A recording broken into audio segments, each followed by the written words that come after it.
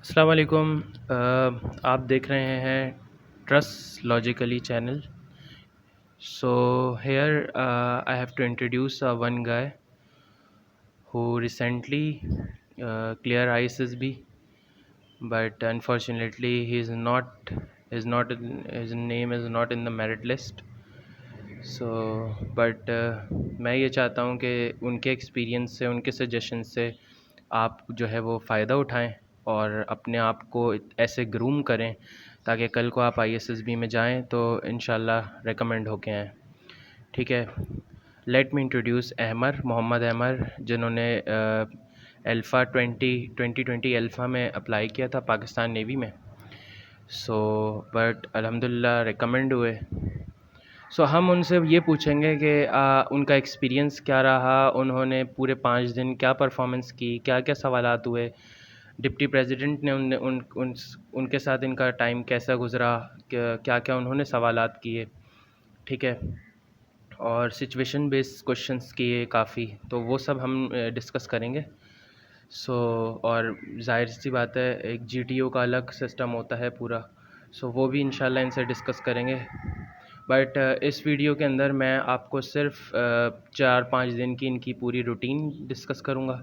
उसके बाद फिर हम इनसे जो है वो इंटरव्यूज़ जो हैं वो उनकी अलग वीडियो बनाऊँगा इंशाल्लाह। आप डिस्क्रिप्शन में देख लीजिएगा, लिंक मौजूद होंगे। ठीक है। और let me introduce yes Mohammad Ahmar. अस्सलाम वालेकुम। वालेकुम सलाम। So tell me about your 5-day ISSB. So आप स्टार्टिंग से बताइएगा कि आपके साथ क्या क्या हुआ और क्या मतलब आपकी एंट्रेंस किस तरह से क्या थी, डेट वगैरह। सबसे पहले तो मैं ISSB मलीर पहुंचा हूं।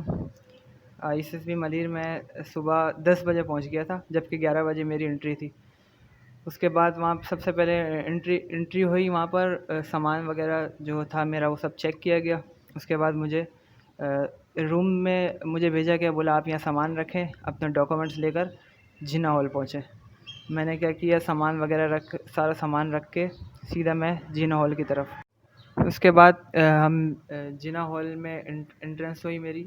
वहाँ पर मुझे बिठाया गया और वेट करने का बोला कुछ देर। एक एक डेढ़ घंटा कम से कम हमने वहाँ वेट किया।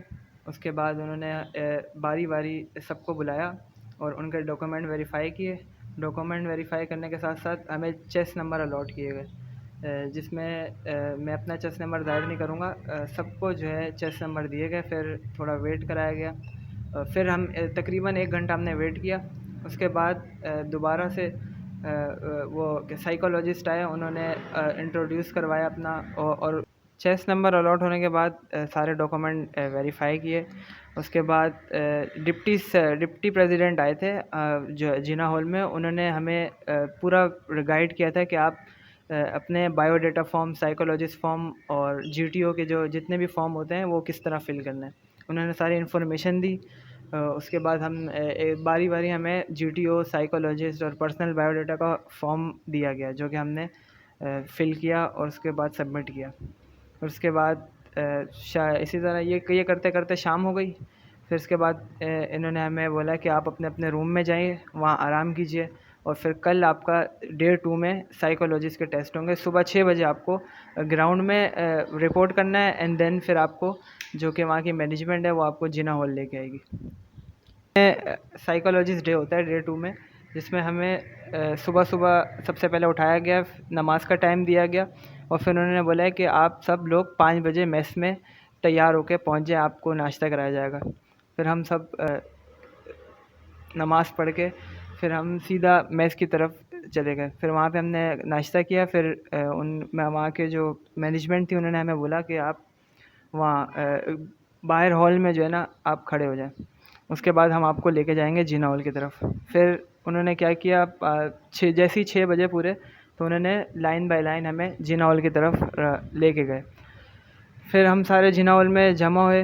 वहाँ पर कौमी तराना पढ़ा गया और साइकोलॉजिस्ट आ गए। उन्होंने फिर हमें सारा गाइड किया कि आप किस किस तरह आपके कौन कौन से टेस्ट होंगे और फिर आपको लिमिटेड टाइम दिया जाएगा टेस्ट करने के लिए। सबसे पहले तो सब इंट्रोड्यूस कराया उन्होंने। फिर हमें शीट्स प्रोवाइड की गई। सबसे पहले वर्ड एसोसिएशन टेस्ट हुए, जिसमें 100 वर्ड्स आते हैं और उसको हमने एक वर्ड को 8 सेकंड का टाइम दिया जाता है, लेकिन देते 4 सेकंड है वो लोग। तो ये आप दिमाग में रखिए कि जब आप वर्ड एसोसिएशन टेस्ट कर रहे हो तो आप जल्द से जल्द, मतलब कि फर्स्ट थॉट जो हो ना आपकी वही लिखना। अब आप प्रैक्टिस करके जाते हैं, सोच के जाते हैं घर से, तो फिर ये गलत हो जाता है, तो आपकी फेक पर्सनैलिटी शो होती है। तो आपको बिल्कुल रियल रहना है वहाँ पे, आपको अपनी फेक पर्सनैलिटी शो करनी, जैसे हो आप वैसे ही रहो, इंशाल्लाह आप रिकमेंड हो जाओगे। तो हुआ ये था कि हमारे वर्ड एसोसिएशन टेस्ट हुए, उसके बाद सेंटेंस कंप्लीशन, जैसे आधा सेंटेंस आता है तो फिर आपको कंप्लीट करना होता है। एग्जांपल मैं आपको देता हूँ, ही विल, इसके आगे अब आपको जो है ना सेंटेंस कंप्लीट करना है, ठीक है। और फिर इसी तरह 26 जो 52 इंग्लिश के होते हैं और 52 इसी तरह उर्दू के होते हैं। जैसे उर्दू की मैं आपको एग्जांपल दे दूँ, उसने कल ये, अब आपको ये पूरा कंप्लीट करना होगा। तो ये है कि 52 होते हैं, 52 इंग्लिश के होते हैं और 52 उर्दू के होते हैं। तो ये आपको तकरीबन इसके लिए अभी आपको 10-10 मिनट का टाइम होता है, ये आपको कंप्लीट करने होते हैं। और फिर उसके बाद जो है स्टोरी राइटिंग लिखनी होती है, 4 स्टोरी राइटिंग होती है, वो आपको कंप्लीट करनी होती है। जैसे कि वो पिक्चर स्टोरी होती है, जैसे पिक्चर आपको जो है ना स्क्रीन पे दे देंगे, जैसे एक लड़का बना होगा, वो इस सामने की तरफ इशारा कर रहा होगा, उसके सामने 2-3 लड़के और खड़े होंगे, तो आपको उस पूरे सिनेरियो को आपने जो है डिफ़ाइन करना है कि ये क्या हो रहा है। अब मेरी बारी में एक और आया था, मुझे याद तो नहीं है सही से, तो वो एक इस तरह का था कि एक लड़का पहाड़ के ऊपर चढ़ रहा है बड़ी मेहनत से। तो पहाड़ है, पूरी पहाड़ी है, और वो लड़का जो है पीछे बैग पहना है, वो बड़ी मेहनत से जो है पहाड़ के ऊपर चढ़ रहा है। तो उस पे जो है उस पे आप जो है अपनी मतलब पिक्चर स्टोरी बनाएंगे। तो ये है कि आप, अभी मैं आपको ये नहीं बताऊंगा कि मैंने क्या बताई थी, इस तरह जो है ना पर्सनैलिटी फेक हो जाएगी आपकी। तो ये है कि आप, अब जैसे मैंने आपको बताया है कि इस तरह की तस्वीर, इस तरह की पिक्चर आई थी, तो आप खुद प्रैक्टिस करें कि आपको किस तरह बनानी चाहिए।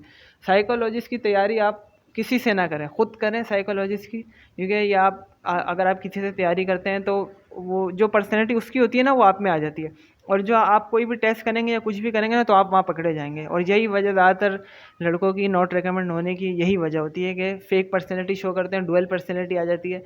तो ये चीज़ गलत है।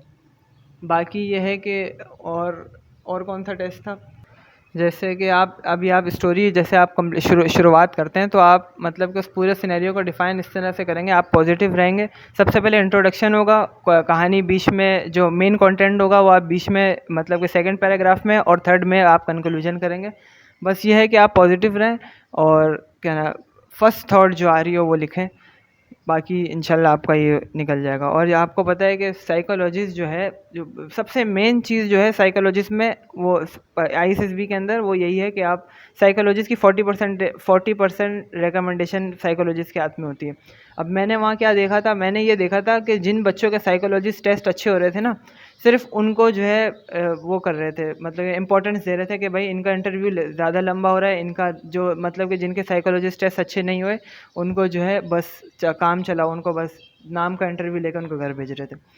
तो यही है कि आप साइकोलॉजिस्ट की आप खुद से मेहनत करें, खुद से प्रैक्टिस करें, इंशाल्लाह आप रेकमेंड हो जाएंगे। नेक्स्ट में फिर जब आया था वो स्टोरी कंप्लीशन आई थी, जैसे कि एक स्टोरी, मतलब कि एक लाइन थी, शी वर्क हार्ड अंटिल, इसके आगे जो है आपने स्टोरी पूरी 1 पेज की 1.5 पेज की बनानी है। 3.5 मिनट का टाइम होता है इसमें पूरे, और 3.5 मिनट का इसमें टाइम होता है, ये आपको कंप्लीट करनी होती है। और उसके बाद फिर मैकेनिकल एप्टीट्यूड टेस्ट आपका सबसे होता है। मैकेनिकल एप्टीट्यूड टेस्ट भी जो फ्रेश कैंडिडेट होते हैं ना, जो फर्स्ट टाइम आईएसएस भी दे रहे होते हैं, मैकेनिकल एप्टीट्यूड उन्हीं का होता है, और जो मतलब कि नॉट रिकमेंड हो चुके हैं उनका नहीं होता। तो आप ये भी एक मेन इंपॉर्टेंट थिंग है साइकोलॉजिस्ट टेस्ट में कि अगर आप ये फेल कर देते ना तो आप नॉट रिकमेंड हो जाते हैं आईसीएसबी से। तो आप कोशिश करें कि घर पे इसकी प्रैक्टिस करें। एक ऐप है GoTest.pk, वो डाउनलोड कर लें अपने पास, उससे जो है आप इसकी तैयारी करें, इंशाल्लाह बाकी आपका ये कंप्लीट हो जाएगा। बाकी ओपीआई टेस्ट होता है जो कि 150 से 200 तकरीबन सेंटेंस होते हैं। जैसे कि मैं आपको एग्जांपल दे दूं कि he wish that he will become a singer, तो आप मतलब हाईली सेटिस्फाई हैं और नॉट सेटिस्फाई हैं, या बाकी वीकली सेटिस्फाई हैं, हाईली एग्रीड है, इस तरह जो है आप इस पर ऑप्शन लिखेंगे।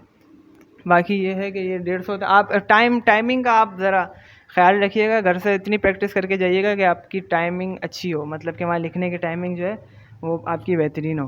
क्योंकि मैंने देखा था कि काफ़ी लड़कों के जो है ना ये OPI टेस्ट में से 50-60 तो छूट गए थे उनके। जैसे 150 आते हैं और टाइम भी 10 से 12 मिनट का होता है, ज़्यादा टाइम नहीं देते वो लोग। तो आप कोशिश करें कि आपका टाइम अच्छा हो इसमें, मतलब कि आप प्रैक्टिस करके जाएँ घर से। फिर फर्स्ट यही था सेकंड डे में। उसके बाद जो है हमें वापस रूम की तरफ शिफ्ट कर दिया गया था। उन्होंने बोला आप आराम करें, बाकी डे 3 की इन्फॉर्मेशन मैं आपको फिर इंशाल्लाह